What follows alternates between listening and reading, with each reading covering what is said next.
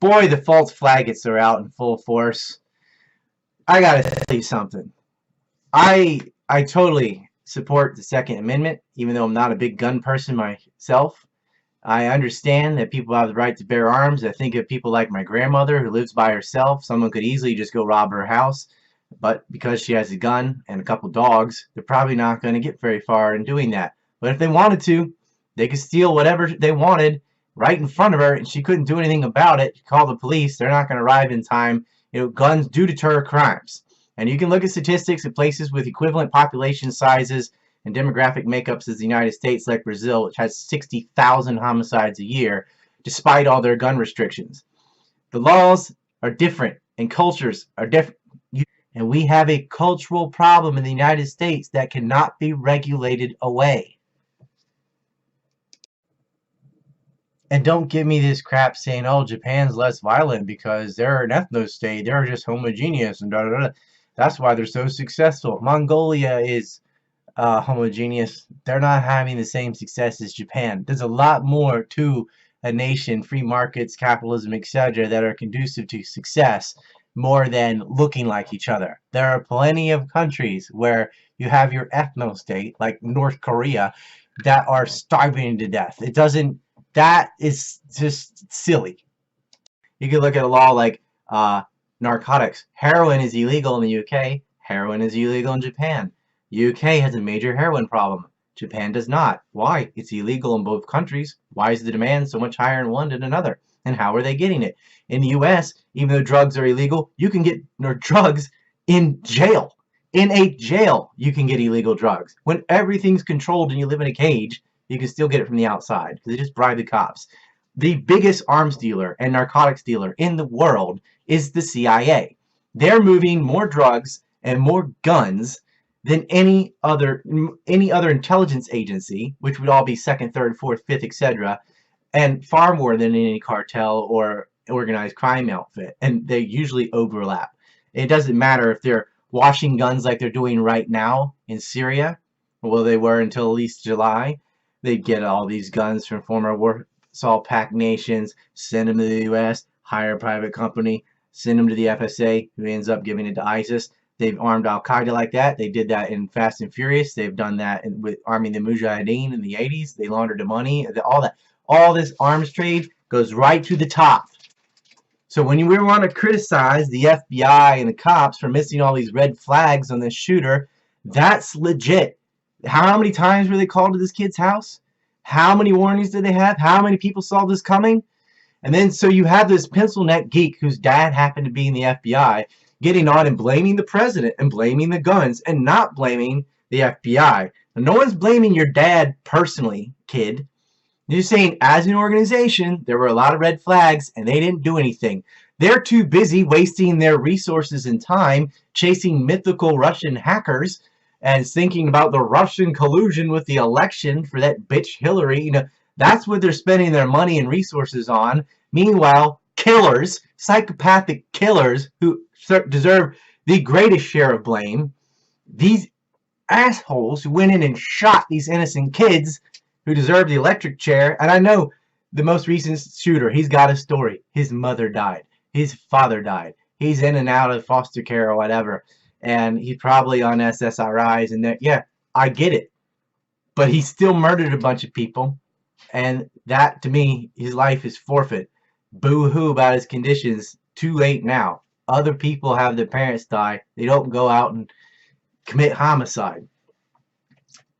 But, I do think single mothers are a factor in this. I do think pharmaceutical drugs pumping up kids with Adderall and Ritalin from 3rd grade on, or sometimes younger, is a big mistake. That alone, probably not going to make a killer. They might fantasize about it and stuff, but they check themselves.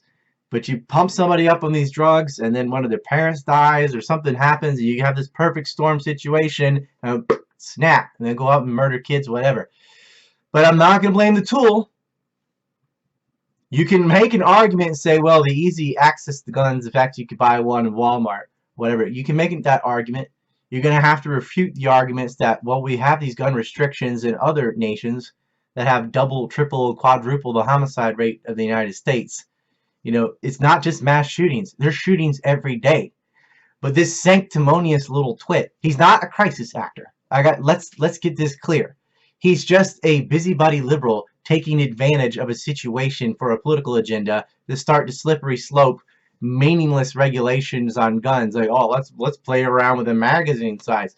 They'll just bring 2 magazines, you know, problem solved. Oh, let's get rid of bump stock. That actually decreases your accuracy and stuff anyway.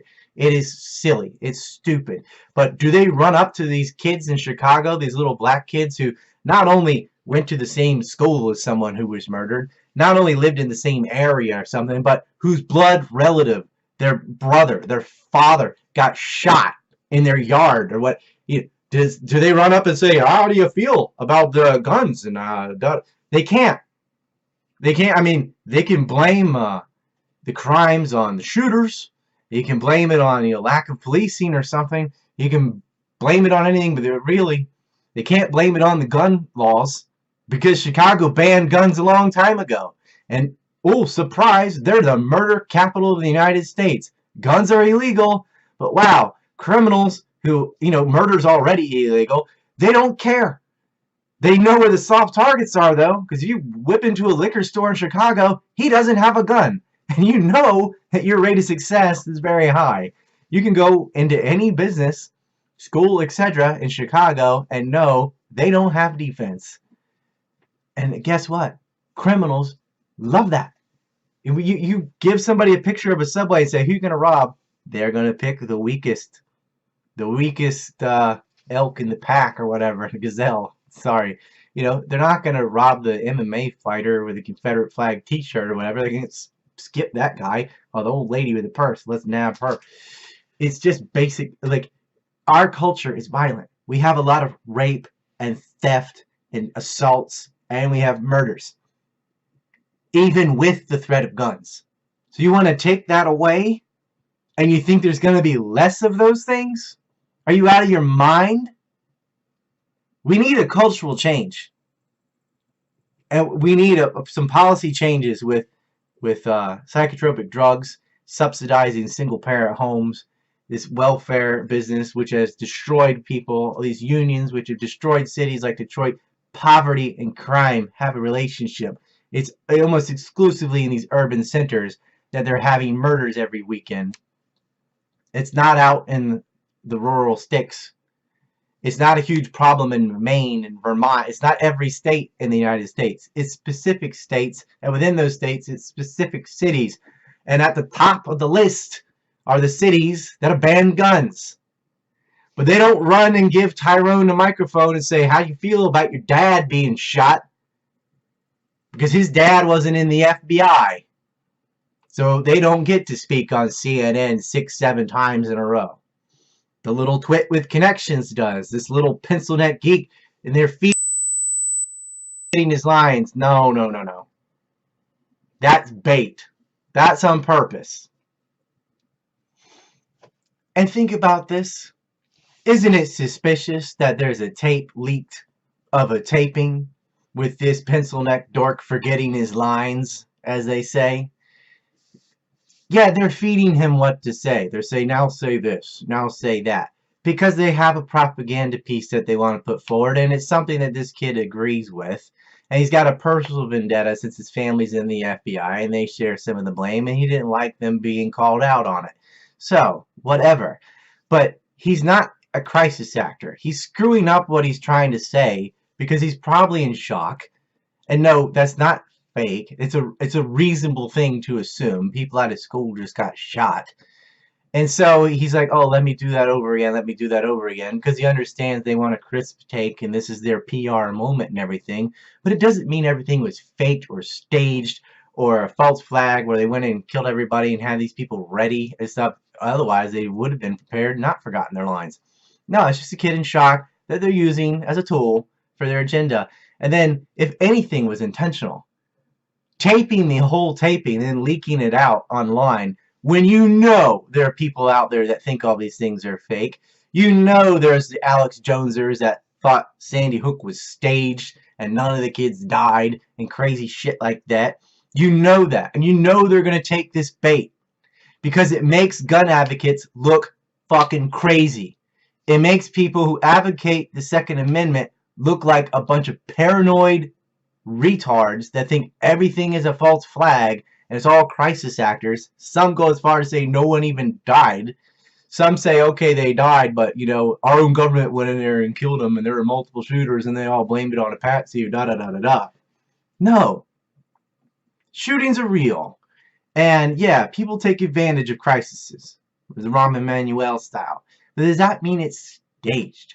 And it certainly doesn't mean no one died. But they put this propaganda out there on purpose to make gun advocates look like Alex Jones level batshit tards that are microwaving dollar bills and kind of the crazy stuff that comes from Jonestown. Because it makes other people who support guns be quiet because they do not want to be associated with that kind of white trash. Which is usually what it is. It's trash. And it's the same thing they did with President Trump, accusing him of being a racist, a sexist, a homophobe, whatever. Because people don't want to be called a Nazi, so they're not going to publicly support Trump or defend him when people are bashing on him, as it's so popular to do, because they don't want to get associated by the labels from the ismaholics. And that is what they're doing here. They want you to go out and say, stage, it's a false flag, look, he forgot his lines, victory dance, drop the mic. No. That was put out there, and you took the bait. You're a sucker. This kid, I feel bad for him because he's going to get harassed for the rest of his life because of that video coming out. I don't feel bad for him for being a sanctimonious twit that's blaming the gun and deflecting away from the FBI. Like, no one's blaming your dad personally, dude. It's an organization that dropped the ball. Just accept it. Say, yeah, we screwed up. Maybe we should have seen these red flags. No, they're going to blame the tool, of course, and push the slippery slope gun regulation that's not even going to do anything. It's not going to do anything. Probably won't even happen. I mean, why now?